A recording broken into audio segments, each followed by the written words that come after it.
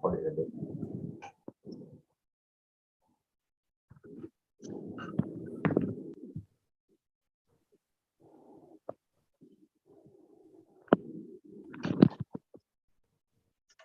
I will be the one introducing the chairperson and speaker. Oh, so you introduce the speaker as well? Oh, no, sorry. I'll be introducing you as the chairperson, then you will subsequently introduce the speaker. Okay. By my watch, it's already 3 p.m. Yeah, we can start.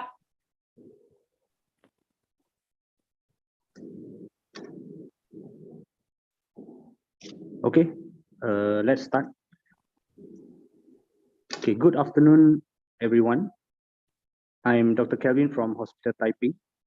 Welcome to our weekly webinar for the month of October, which is on endocrinology.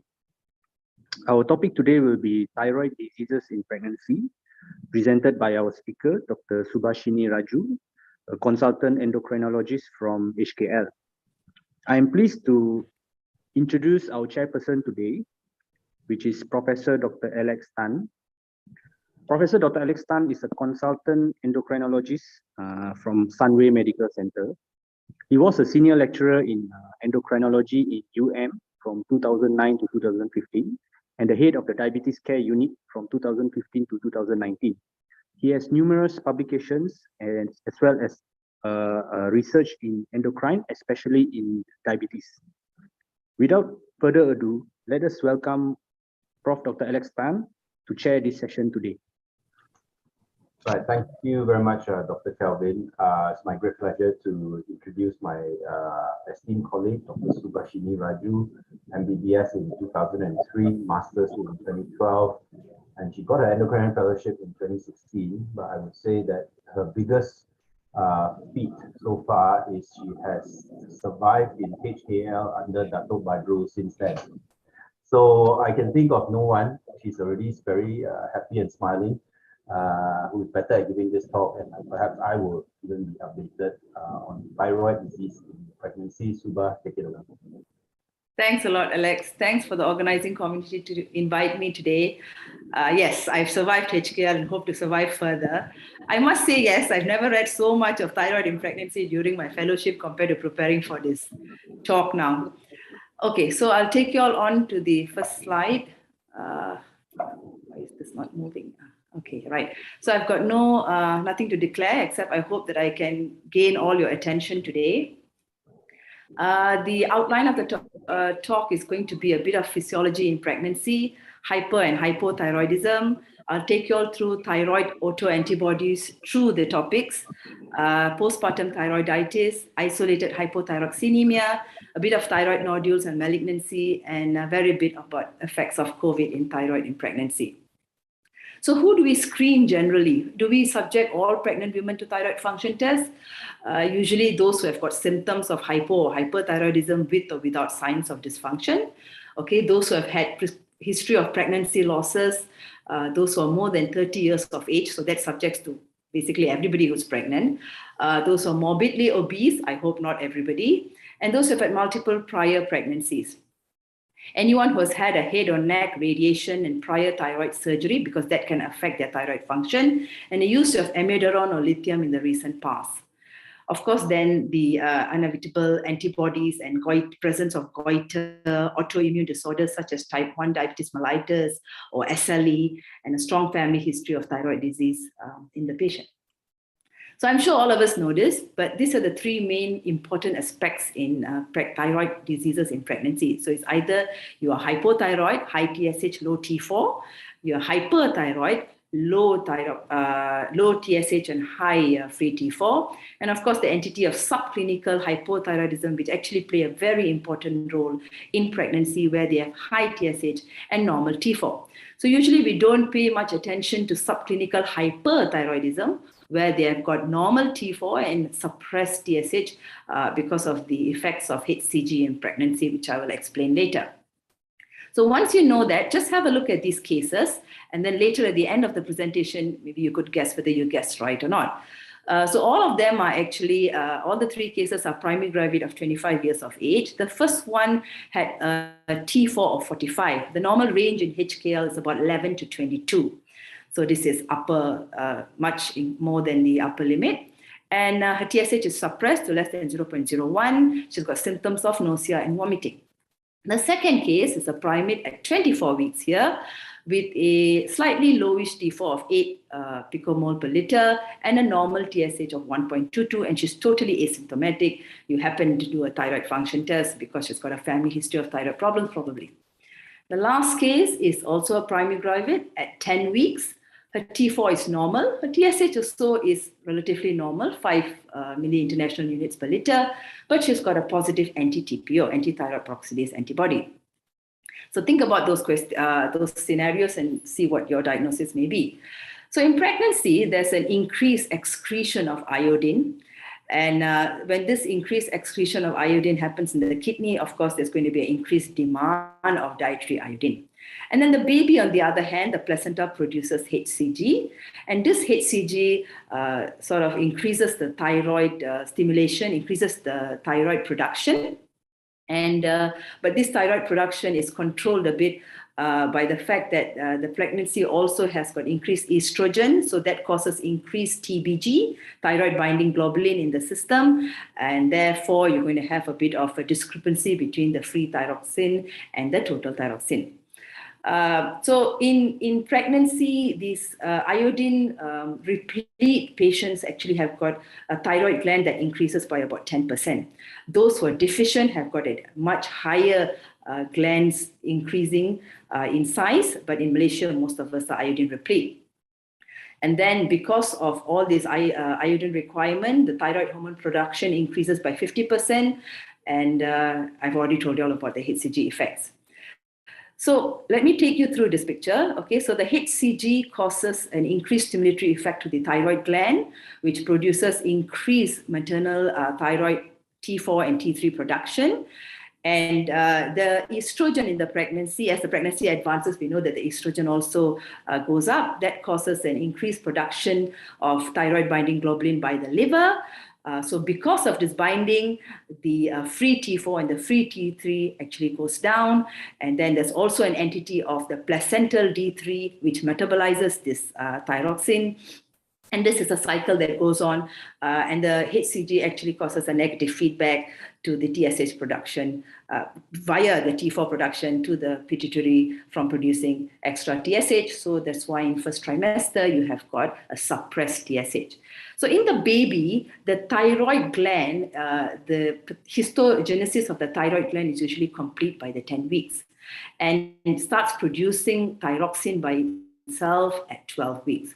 So by 20 weeks of gestation, the baby is actually quite independent of producing her or his own thyroid hormones and not that dependent on the mother. Okay, right. So knowing that and knowing the fact here that your HCG goes up in the first trimester, T4 goes up, exponentially increasing T4 and TBG, and a suppressed TSH here. These all usually recover by mid-second trimester, and everything seems to be normalized after that. So it's seen that when the HCG is more than 20,000 international, 200,000 international units, the TSH can actually be suppressed to less than 0.2 in about 67% of pregnant women. And when they actually go to more than 400,000, then it's almost all the patients are suppressed to less than 0.2. So that's why it is important to actually have a specific TSH range in different trimesters. You can't use the normal TSH range that we use for the general population due to the HCG influence. So we don't have our own population-based TSH range. Actually, we had a small study, pilot study, done many years ago in but that was only the population taken from so it doesn't represent the whole Malaysia. So in the US, if you notice, and all the other continents that have actually had their own references, the first trimester, the lower limit is about 0.1 or sometimes less than 0.1 here. Okay, and then second and trimester, it can go up to 0.2, 0.5, and the upper limit from 4 to 5 here. So these different ranges actually help us to guide us on how we're going to treat and manage the patients. This is an interesting picture that I took from one of the papers.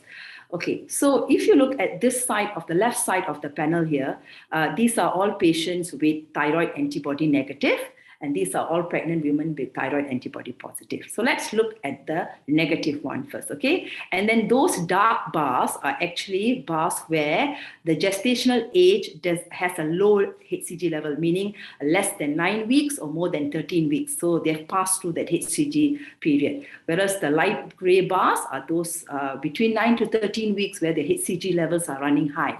So if you look at this, there are significant differences between in a female fetus. FF is female fetus and MF is male fetus.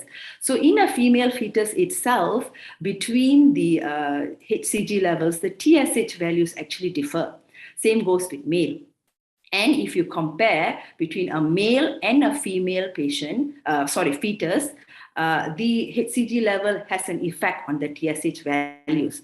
This effect is not seen when the antibody is positive. So in other words, if the mother is antibody positive, then the HCG does not seem to have such an effect on the TSH levels in these patients.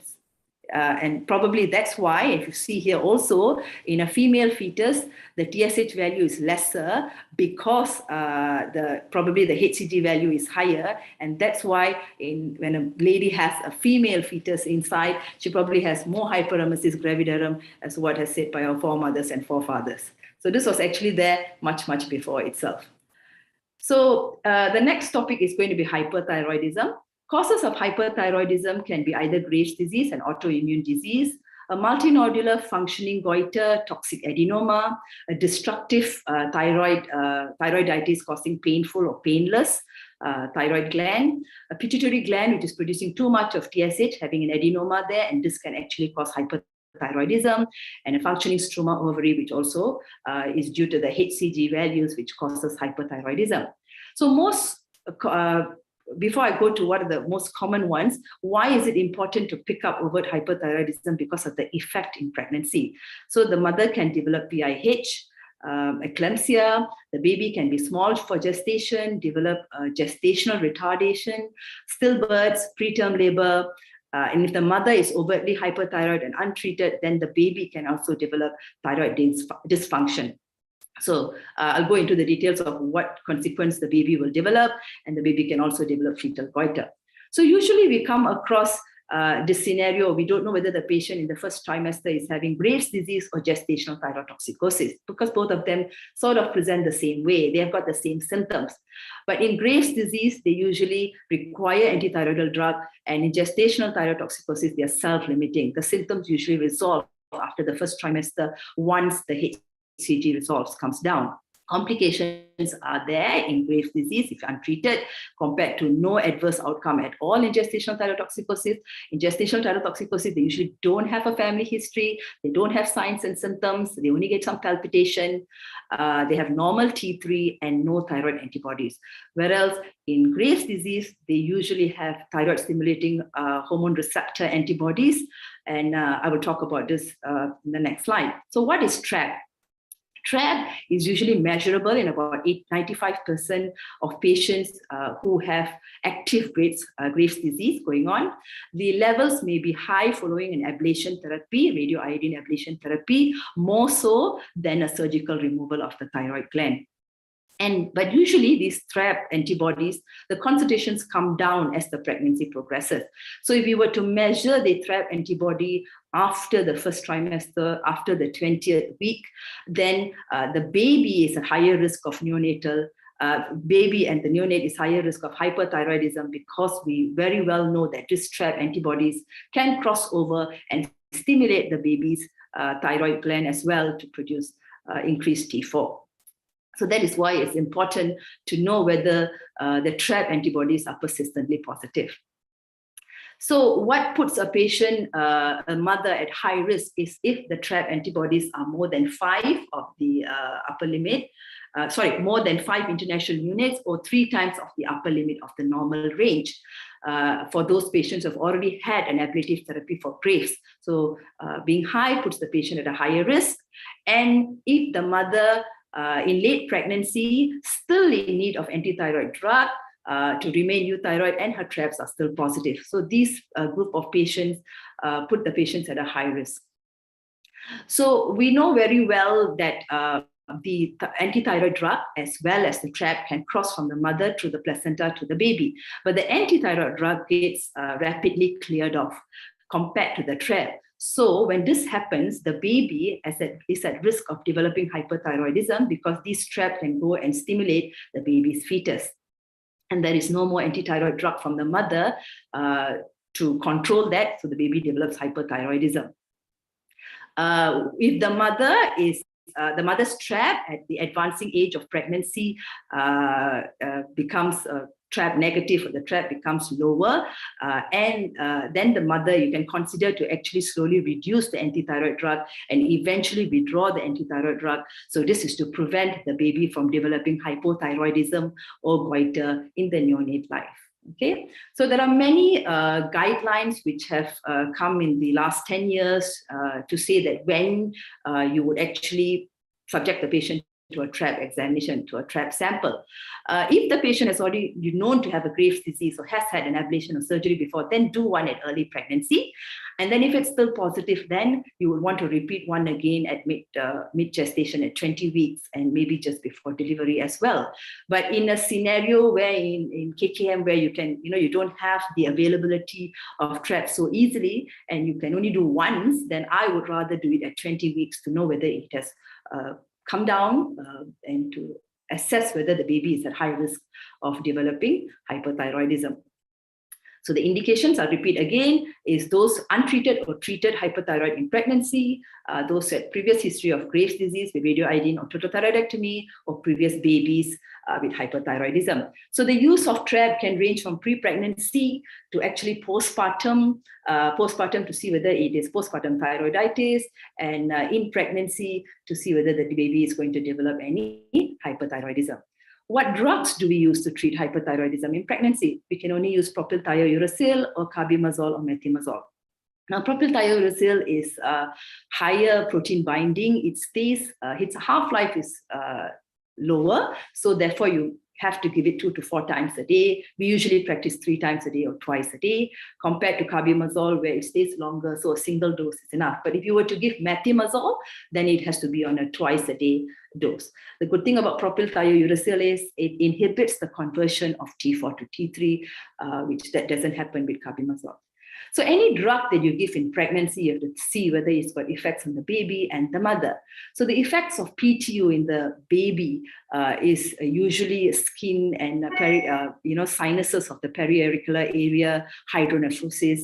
Methimazole or carbimazole, on the other hand, can cause hollow organ issues such as choanal and esophageal atresia, and sometimes aplasia cutis. Up to now, I have not seen any patient, any baby developing any one of these with the mothers who have got these drugs, but it has been reported in a very small amount in the past. So what effects does it have on the mother then?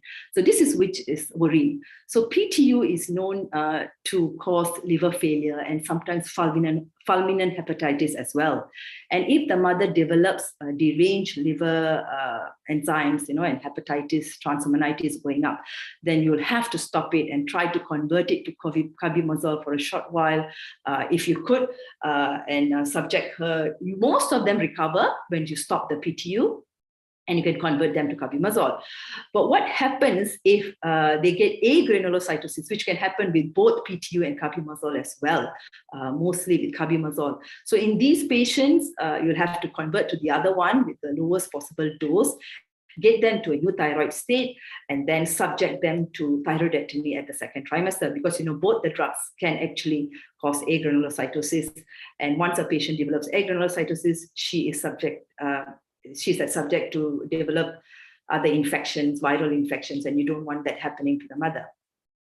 So as much as possible, if you could wean the patient off the anti-thyroid drug, we should. When do we consider that? So we consider that when the patient has been at a stable disease for at least 6 months with normal TRAB titer or no TRAB titer at all, no signs of Graves like orbitopathy or goiter, and only required very low doses of 10 milligrams methimazole or 200 milligrams of PTU. So these patients, you can consider to slowly wean them off and take them off the anti-thyroid drug. But you'll have to monitor them because there is a possibility of relapse of Graves' disease later on.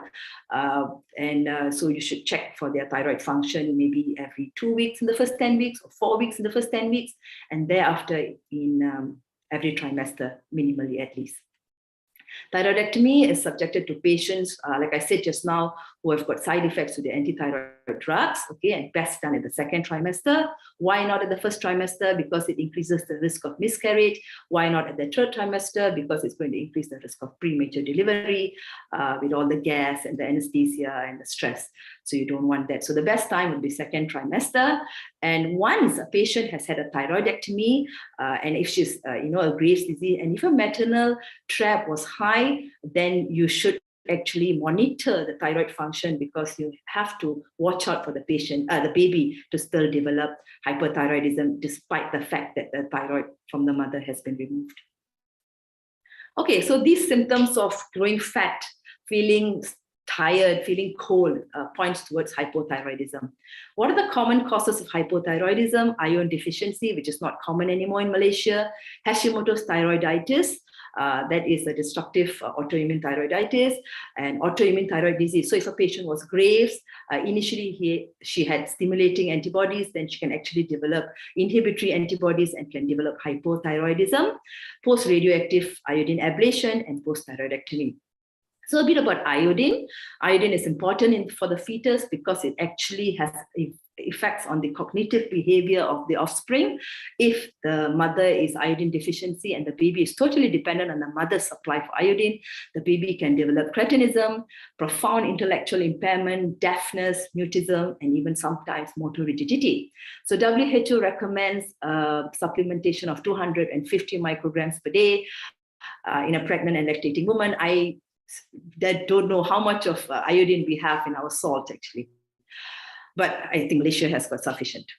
So what is the consequence of overt hypothyroidism? There are maternal consequences such as anemia, hypertension, preeclampsia, abruptio placenta, PPH, and some even have had gestational diabetes mellitus with overt hypothyroidism.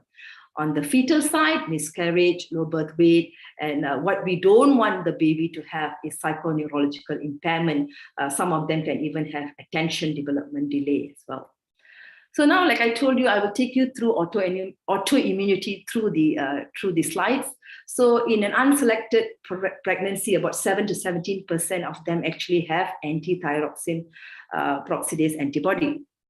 So these anti-TPO antibodies reduce the thyroid functional capacity that leads to the impaired response stimulated by HCG. So if you look at what this whole line actually says is, in an antibody-positive patient, the HCG and the T4 don't seem to have a correlation compared to a patient who doesn't have any antibody. The higher the HCG in the first trimester especially, the higher the T4, right? So when the anti-TPO is positive, then you will have to actually look into what threshold you're going to start giving the patient thyroxine. Okay, so this will help us in any gestational thyroid disease with anti-TPO positivity. Positivity.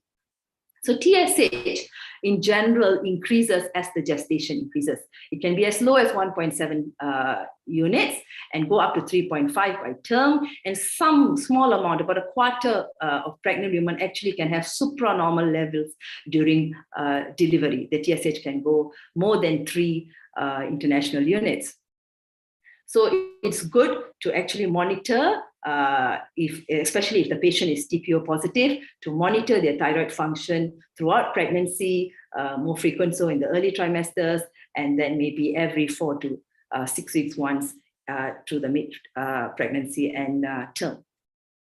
Why is it important? Because the thyroid antibodies has been seen to be associated with increased risk of preterm, in those who are positive here, in preterm birth, fetal distress, low birth weight, and fetal macrosomia as well. So that's why it's important to have a look at that.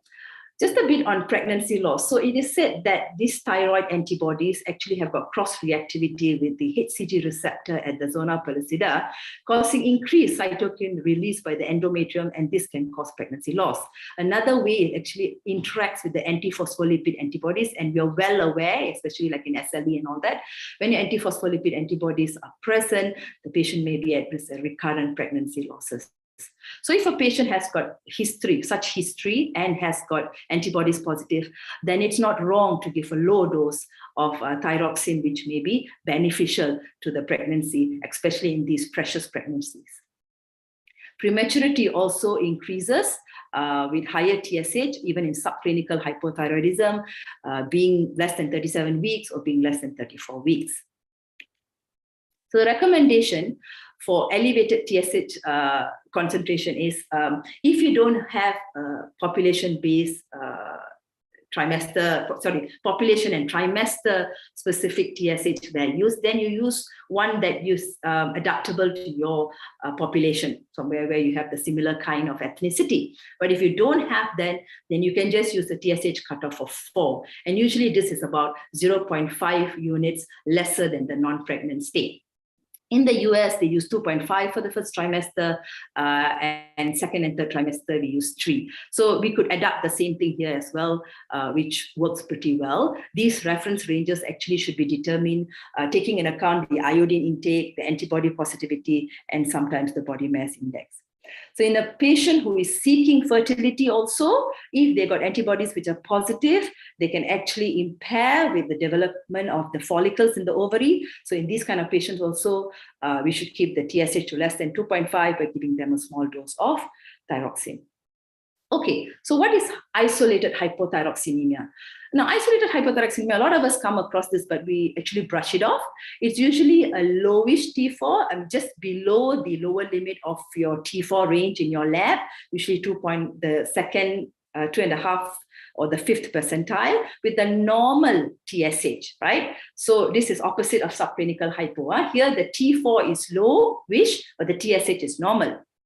And most of the time we don't treat these patients because most of the time they are asymptomatic. So why is it that we don't treat? Because there is a study here done by Korova which shows that, not a study, an observation actually, that when this is T4 and this is the total gray matter of the fetus, the total cortex volume of the fetus, okay? So if the T4 is very low or the T4 is very high, it can affect the volume of the brain. A very ideal T4 will give you an ideal volume of the fetal brain. Same goes for the IQ of the baby at 6 to 8 years as well. So if the T4 was too low or too high, the IQ may be low, but if the T4 was within the normal range, then the baby's IQ is said to be good or optimal, right? And you wouldn't want to overtly treat or undertreat these mothers, which can actually have on the baby's IQ. So that's why it is not to run and treat all hypothyroxinemia, because if they are asymptomatic, I wouldn't treat them. And sometimes what I would actually do is I would actually do a free T3 to see whether that's in the normal range. So why does the free T4 actually come down? Because in most of our labs, we use the automated immunoassay. And these assays actually are influenced by the increased thyroid binding globulin, which happens commonly in pregnancy. And so you have a lower free T4 compared to a normal total thyroxine level.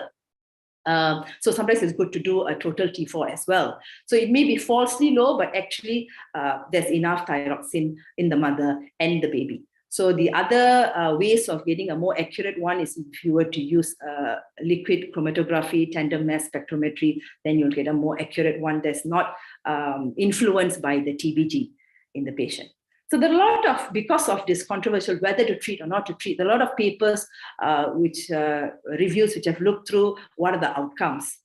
Now in this upper 3 papers, there were effects of treatment. By giving thyroxine, they reduced the miscarriage, the preterm, and the adverse outcomes. But there are in some papers which have said that even by giving thyroxine, there was no change in the child's IQ or the outcome of the pregnancy. So always always look at the whole patient itself, and maybe you can even look at the TSH, because the TSH also has got an influence of the outcome of the IQ of the baby. If the TSH was normal, then you have a normal IQ. If the TSH is too low or too high, that can also affect the baby's IQ and the pregnancy outcome. So just don't look at the T4 alone, okay?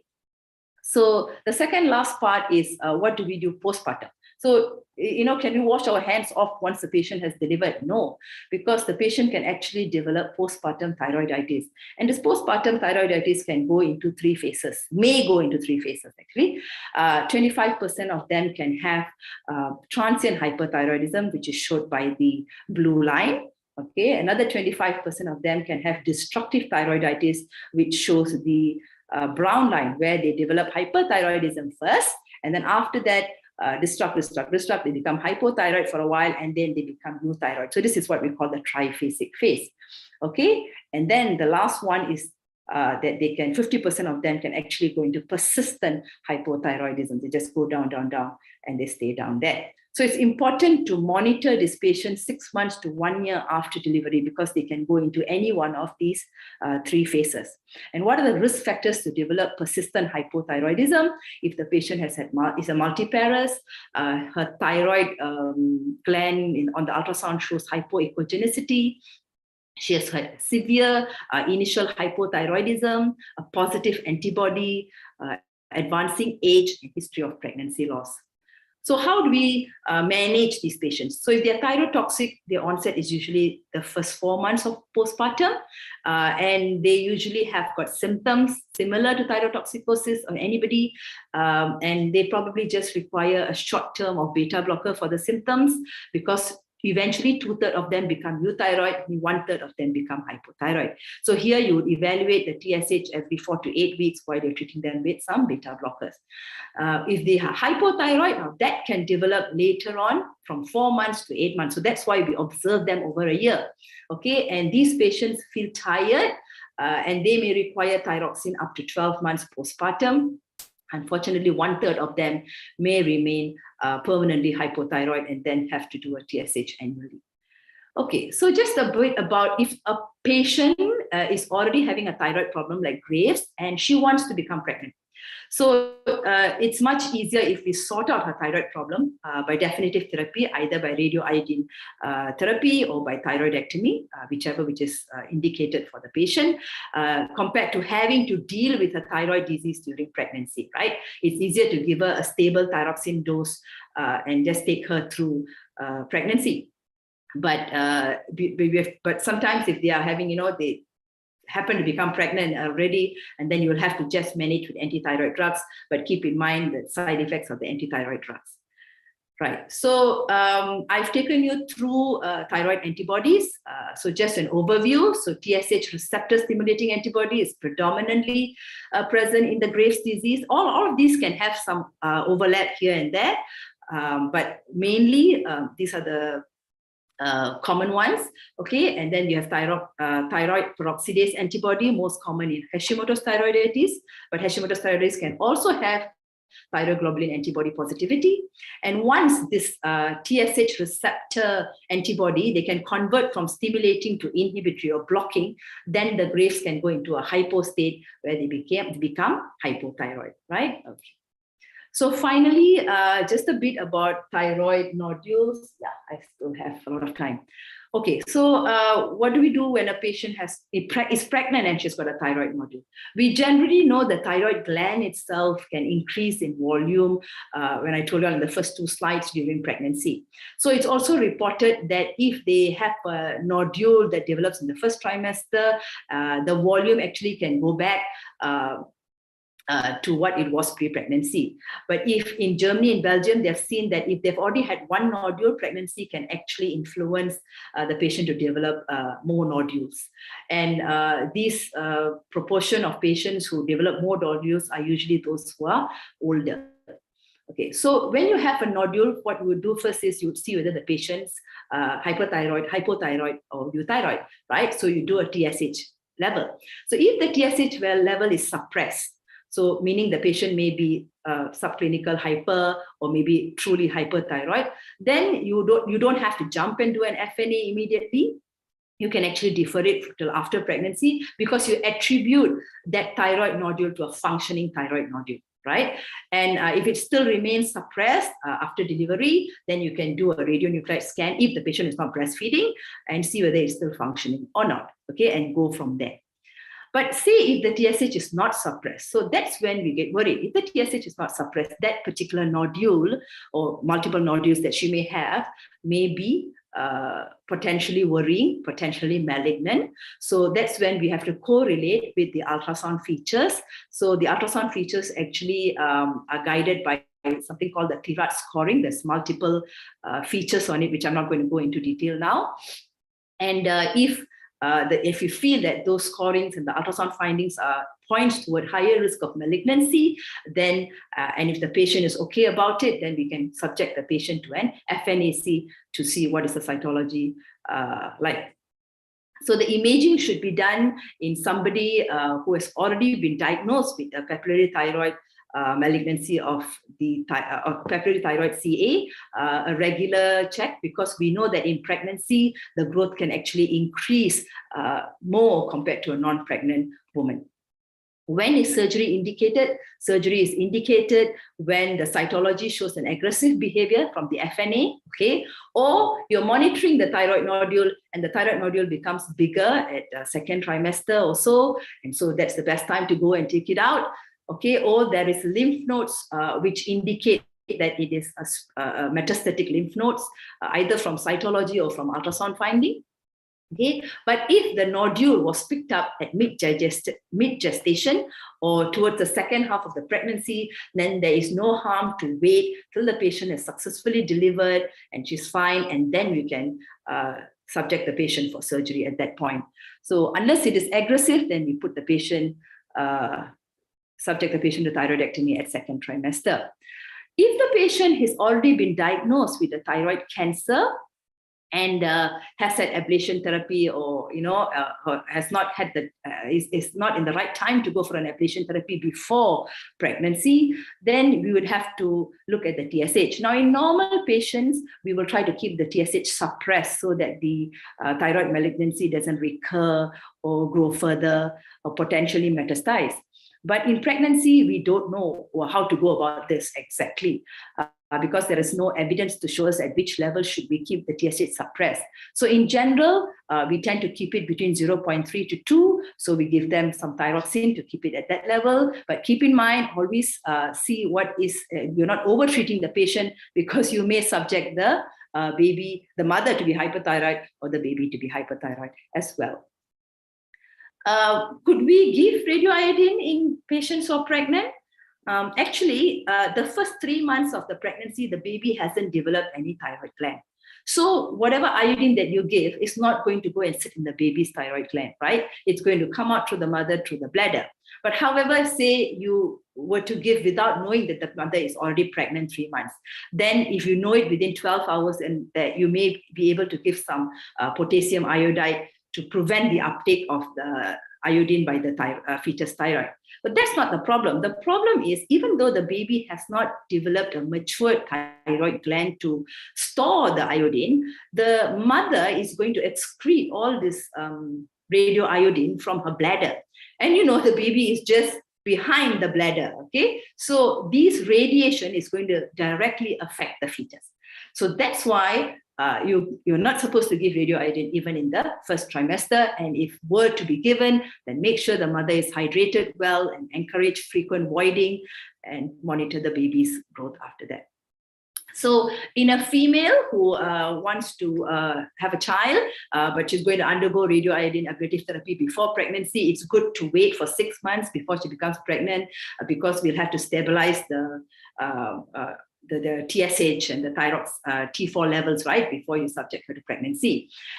In a male, on the other hand, the iodine can actually, has got a dose-dependent effect on the FSH level. So it actually can cause reduced spermatogenesis or reduction in the, in the normal form morphology of the sperm. So it's good to wait for about 120 days after the radioiodine therapy in males, because the lifespan of a sperm is about 120 days. So this is a protocol. If the normal TSH, you have a palpable nodule, it's benign on the FNA, don't do anything, reaspirate if it becomes larger later. If it is definitely malignant, suspicious of malignancy, then you can operate either in second trimester if it's growing bigger, or operate postpartum. But you're not sure, you get the intermediate beta star scoring, then you can, I'm sorry, this is suspicion, then you can operate postpartum. But if it is frankly malignant, then you can go for second trimester or postpartum thyroidectomy. So it's quite clear. So base everything on what your TSH levels are, and then go to an FNA and ultrasound from there. Okay, last slide is a bit about COVID and pregnancy. I'm sure a lot of you all have come across patients who are totally euthyroid with normal thyroid function. And once they had COVID or vaccination, their thyroid function just becomes very deranged. So the same thing can happen in pregnancy. So the COVID effect is directly, it can affect the thyroid hormone from the thyroid gland. It can damage the thyroid gland. It can cause inflammation and suppression to your hypothalamic pituitary thyroid axis, and then cause reduced TRH and TSH production. The pro-inflammatory mediators can also cause all this disruption. And it can also have disruption on the deiodinase tissues of D1 and D3, which control your thyroid balance, right? So, but this is pointing towards hypo, right? Everything goes down. But we also know that the COVID and the COVID vaccination can actually change or modulate your antibodies as well. So a patient who is actually dormant can actually develop autoantibodies and have a hyperthyroid state as well. So it can go both ways. There was one look in China which saw that COVID-19 pandemic actually showed a much higher proportion of isolated hypothyroxinemia in the first and second trimester, and they had adjusted this patient to vitamin D's and ferritin and all that. So, and it was significant, and it was these associations seem to have disappeared in patients who were positive antibodies. So remember I told you, if their antibodies are positive, they function on themselves compared to those who don't have antibody positive. So COVID can actually go both ways, hyper and hypothyroid. So it's good to do a thyroid function in the beginning and maybe at the mid trimester just to see what is the state of the patient, because they may recover sometimes. So coming back to the three questions, three scenarios: a 25-year-old primary gravid at 6 weeks with high T4, suppressed TSH, nausea, vomiting. So this is most probably gestational thyrotoxicosis, because she's got no other symptoms. She probably had a TRAPS negative. She didn't have a goiter. She didn't have any eye signs, right? So it should usually self-remit. If anything, hydrate her well. Sometimes you can give her some propranolol and monitor them very closely, because the T4s come down very fast in gestational thyrotoxicosis. If you happen to treat her with anti-thyroid drugs, even sooner you have to check her thyroid function, because if it was purely gestational thyrotoxicosis, then the T4 is going to plummet down very fast. Okay, the next one, a 25-year-old primate at 24 weeks, totally asymptomatic with slightly lowish T4. So this is clearly an isolated hypothyroxinemia. In this case, she's totally asymptomatic. She and the baby are doing fine. I will not subject her to thyroxine replacement unless her T3 was low or she was symptomatic. And another aspect I would like to say, when you have a low T4 with an inappropriately normal TSH, is always check their cortisol level in case they're having a central pituitary problem where their thyroid axis as well as their cortisol axis is impaired. Some pregnant women can have pituitary inflammation, what you call hypophysitis during pregnancy, and they may require replacement. So this isolated hypothyroxemia, I kept it at the end for you just to have a thought that you may have to do cortisol as well. And the last one is primate with normal levels. This levels, if you see in a normal patient, you won't do anything. Okay, so, but she's got antibodies positive. So this is subclinical hypothyroidism in a pregnant woman with anti-TPO positive. So if you have if you got your own trimester specific TSH ranges, then you can apply that here. But if you don't, we would like to keep one that is lower than 4. So I would give her a low dose of thyroxine, because you know the outcomes of subclinical hypothyroidism in pregnancy. So I hope that has answered most of your doubts or queries in thyroid in pregnancy. Last word of advice on how to serve thyroxine in pregnancy. Generally, in everybody, actually, it should be taken empty stomach with plain water, at least about 1 hour before the first nourishment, being your first nourishing drink or your nourishing meal in the morning, and to space the vitamins such as iron, calcium, vitamin D, folic acid to after lunch or during bedtime, because these drugs are going to impair the absorption of the thyroxine. And if a pregnant woman is already on thyroxine replacement, and once she's pregnant, just advise her to double her thyroxine dose during the weekends, meaning if she's taking 7 tablets a week, then she increases it to 9 tablets a week till she has a formal clinical or biochemical review with you. Okay, I think that's about the end. Thank you for your attention. So I hope after the simple and I hope not complicated talk, all can become thyroid disease warriors. Thanks. Thanks a lot, Subha.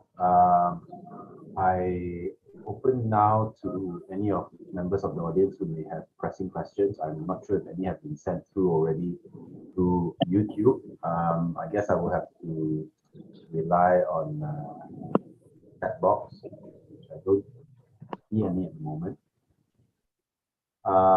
So maybe just one question to wrap up if there are none. I know this is not in the limit of your talk, but what is your general advice to women who are postpartum and are on anti-thyroid drugs and they're worried about breastfeeding? What do you generally tell them? Right, okay. So generally you want to keep them euthyroid, so they still need to be on the drug, okay? Usually we try not to give more than 20 milligrams of carbimazole or 450 milligrams of PTU. So what I usually tell them is try to take the drug and then give yourself 4 to 5 hours before you express the milk or you breastfeed. So you let the washout before you breastfeed, right? Yeah, that's pretty standard advice. Yeah. We have a question from Dennis. So if a pregnant woman has TSH of more than 4, should we treat immediately, or do we wait for another repeat TFT or do an anti-TPO before starting on treatment? Right. So you would do an anti-TPO, assume she's asymptomatic, her T4s are normal. If she's just between 4 and 5, you could wait for the anti-TPO, but generally I would treat if it's more than 4. Yes. Yeah. Very low dose. Yep. Okay. Are there any other questions coming through the chat? Dr. Kelvin? No, I have no questions. Okay. Well, I guess if there are no questions, thank you very much to everybody who attended this lecture. Thank you, of course, to the organizers, and of course, thank you to Subha, who put in all that effort to enlighten us on thyroid disease and pregnancy. Have a great evening, everybody. Take care. Thanks, Alex. Thanks to the organizing committee. Thanks, Kelvin. Okay, thanks, Prof. Dr. Alex Tan and Dr. Subha. Thanks. Bye. Bye-bye.